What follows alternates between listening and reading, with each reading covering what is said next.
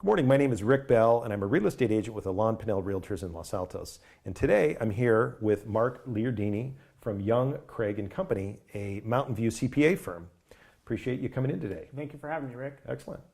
So I've asked Marc to come in today and speak on the most recent tax law changes of 2017. But why don't we start by you talking a little bit about your company? Yes, so Young, Craig & Company is a local CPA firm. We're a full-service firm. We help people with tax planning, tax compliance. We do financial statement audits, and we have an accounting services arm too. Fair amount of real estate too, right? Yep. Excellent. Okay, good. So in discussing the tax law changes of 2017, I thought maybe we'd bunch them into two general categories. Changes that are likely to reduce tax liability for most people and ones that are probably going to contribute to that. And then we can also break it out between individual and business. Yeah. So why don't we start with individual tax law changes that are likely to reduce tax liability? Sure. So we've seen the standard deductions for folks double. So for a single person, it'll be now $12,000. For a married filing joint couple, it'll now be $24,000. Okay. And now they will see, folks with children will see the child tax credit increase to $2,000 per child, in which $1,400 of that will be refundable. Mm-hmm. Interesting. And as far as the actual tax brackets are concerned, I think there were 7 before and there's still 7, but the rates have changed and whatnot. Maybe you could speak a little more on that. Yeah, there's still 7. There was talks that they'd reduce it down to 4, but 7 stuck. And each of them has gone down, a couple percent. With the top rate, which used to be 39.6%, is now a flat 37%. And those brackets, those have expanded somewhat too compared to the amount of income subject to that rate has grown in most of those brackets. Yes. I know there's a lot of moving parts, but would it be fair to generalize that if somebody had an income of, let's just say $300,000, that with respect to the federal tax liability, they're probably going to pay less taxes under the new plan versus the old? Yeah, the taxable income, if they had $300,000 before and they now have $300,000, they'd see the rate and the amount of liability go down. Okay.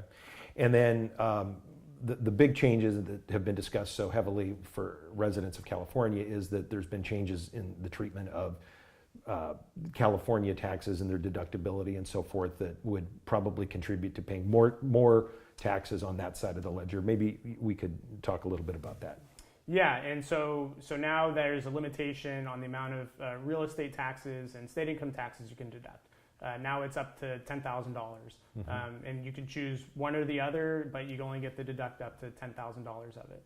And this is what people refer to as SALT. Yeah. Is that right? Yeah. And previously, state income taxes were a deduction on a federal return. Yep.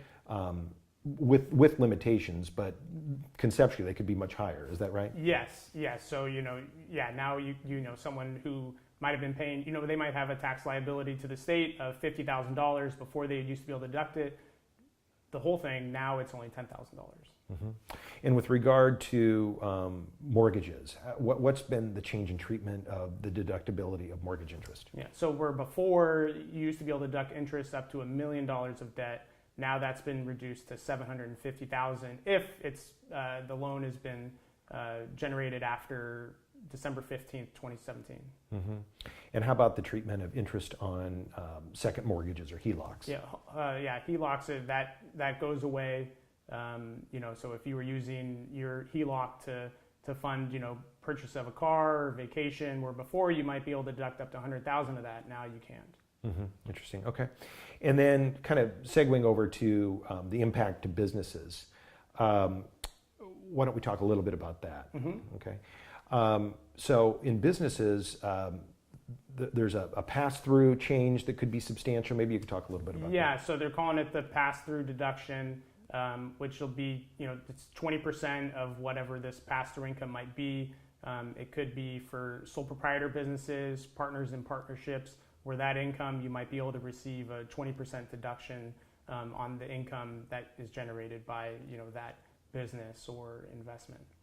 Is that a straightforward concept, or is it more complicated? There's multiple calculations, and some of them kind of phase out depending on your income level. But it could be providing a lot of benefit to many people who are business owners and invested in various pass-through entities. Mm-hmm. Okay. One of the things that I heard a lot of people say immediately following the passage of these changes was that the tax changes were weighted a lot towards business and corporations as opposed to individuals, and this idea that, well, now I'll just go incorporate. I'm a real estate agent, or I'm an accountant, or an attorney, and I'll just go incorporate and pay lower federal tax rates. How does that play out? What are the implications? So so now the new, for C corporations, it's now a flat 21% tax rate. So it's much lower than the 35% that was in place before. And so, which, as a corporation, its rate would go down, but people still need to consider that there's still double taxation still exists. So you're still going to have to pay yourself wages, and there's still going to be a tax on dividends that you pay on profits from a C corp, which at the individual level can be anywhere between 15% and 23.8%. Mm-hmm.